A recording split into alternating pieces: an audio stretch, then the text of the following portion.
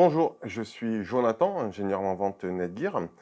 Depuis 2 ans, je travaille dans le professionnel audiovisuel sur IP et je fais cette vidéo pour vous présenter un petit peu ce qu'est capable de faire Netgear avec différents constructeurs. Donc, il faut savoir que Netgear est membre fondateur d'une alliance qui s'appelle le SDVOE, dans lequel on retrouve dans ses fondateurs Christie et Zivi, et dans lequel je vais vous montrer la compatibilité en fait entre les produits Netgear, les boîtiers encodeurs-décodeurs Christie mixés avec du Zivi, et donc dans lequel ici on se trouve dans une salle de réunion basique avec un système de visioconférence, et dans lequel en fait, grâce à la technologie sur IP, dans le professionnel audiovisuel, on va pouvoir vous amener une certaine flexibilité au niveau des installations que vous pouvez faire.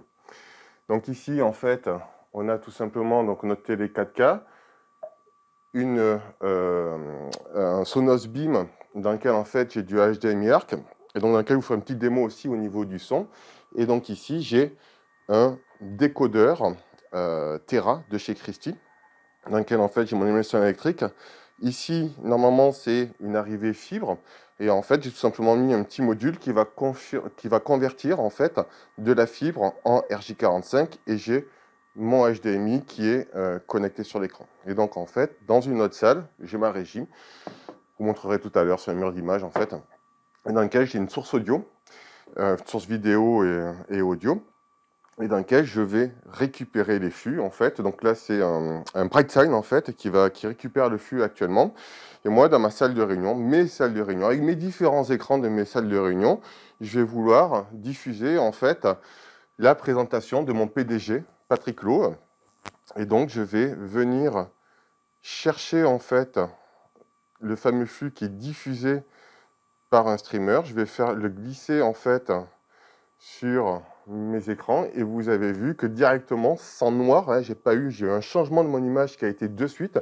J'ai pas eu mon petit écran noir pendant 1 seconde ou 2 secondes, et dans lequel je vais donc pouvoir diffuser ma vidéo sur tous mes écrans. Alors je vous demande d'être indulgent au niveau du contrôleur. Le contrôleur, je l'ai hébergé sur mon PC. Mon PC est connecté en Wi-Fi. C'est pas très optimal pour contrôler, mais une fois qu'on a passé les commandes, j'ai plus besoin de contrôleur. Mon PC peut être éteint, donc ça ne gêne pas pour ma démo. Et donc, je peux maintenant voir ma vidéo avec mon PDG en fait sur tous mes écrans. Ce qu'il y a de bien aussi, c'est que je peux gérer indépendamment les flux. J'ai une autre source et je vais pouvoir diffuser donc la source du BrightSign en fait, tout en gardant le son si je souhaite. Donc je viens glisser ici mon image.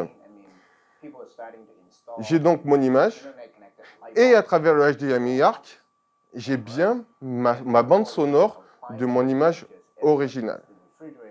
Donc maintenant, je vais vous montrer la configuration du mur d'image, et aussi, je vais pouvoir sonoriser mon mur d'image sur cette même méthode.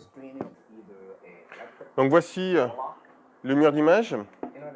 Donc imaginez pour l'instant que ces 4 écrans sont diffusés sur 4 autres consoles de réunion, n'importe où. Donc en fait ici, on a une enceinte Sonos qui est connectée par une prise jack sur un décodeur Zivi. Je vous montrerai ça tout à l'heure.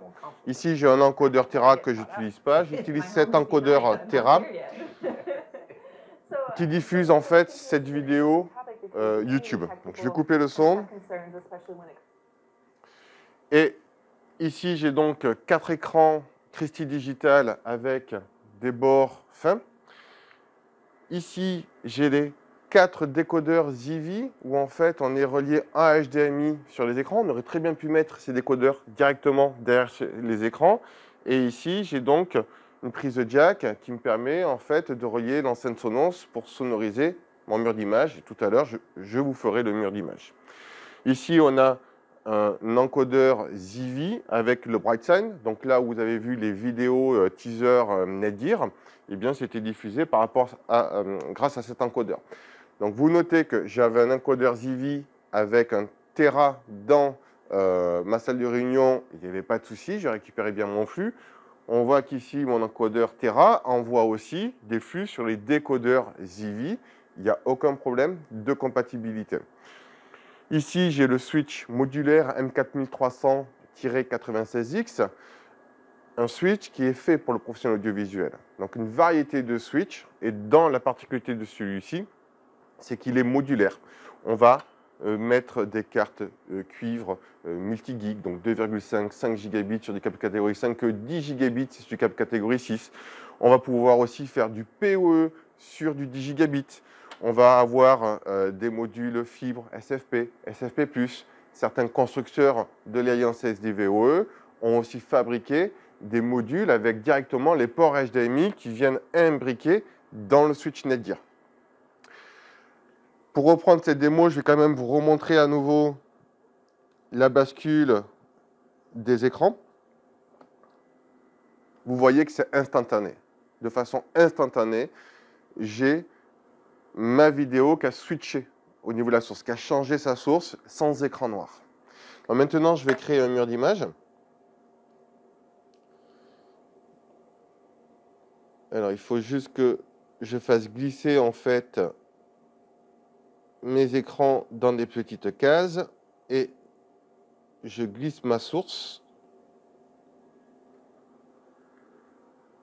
J'ai fait mon mur d'image. Mon mur d'image est sonorisé. En fait, dans les décodeurs, eh bien, n'importe quel décodeur ressort en fait la source audio. Et donc, pareillement, donc là, je suis dans ce qu'on appelle le mode Genlock, c'est-à-dire qu'en fait, je suis en haute définition. Je suis désolé, au niveau des couleurs, je n'ai pas calibré les écrans. Et donc, si je reviens, je change ma source. Donc, comme je suis en haute définition, j'ai un petit écran noir le temps de changer en fait ma source. Et pareil, j'ai encore une fois gardé mon son, en fait, mon audio d'une autre source est diffusé malgré que j'ai une autre image à l'écran. Bon, maintenant, je vais vous montrer le switch Netgear. Je vais donc vous montrer l'interface du switch. Donc, le switch est dans sa configuration par défaut, comme s'il sortait du carton. On n'a rien fait au niveau de la configuration. Et en fait, quand on va dans Switching, dans Multicast, donc là, on voit les différents ports qui communiquent par rapport à ce flux multicast. Et dans IGMP Stooping, eh bien, on peut voir que tout est activé par défaut. En fait, cette famille de switch M4300 est préconfigurée pour le monde du professionnel audiovisuel sur IP, de façon à ce qu'un technicien puisse déployer une solution sur IP, quelconque, pas uniquement SDVoE, de façon complètement transparente. Il branche les encodeurs-décodeurs et ça va fonctionner automatiquement. Ensuite, on a aussi une préconfiguration qui sont faites au niveau du carrière. C'est quand vous allez connecter différents switches en différents endroits de votre bâtiment. Eh bien, normalement, il y a la configuration à faire sur le switch. Eh bien, chez Netgear, dans la famille M4300, vous n'avez rien à faire. Automatiquement, en fait, la notion de transfert du flux multicast audio-vidéo d'un point A à un point C en passant par un point B, eh bien, est totalement transparente. Le seul calcul à faire au niveau de la bande passante, en fait, ce qu'il faut calculer, c'est quels sont les besoins de débit qu'on va avoir entre le point A et le point C via le point B. Eh bien, il y a juste ce calcul à faire.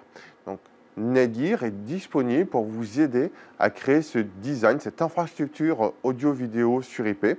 Donc, n'hésitez pas à nous contacter si vous souhaitez avoir des informations complémentaires. Merci, au revoir.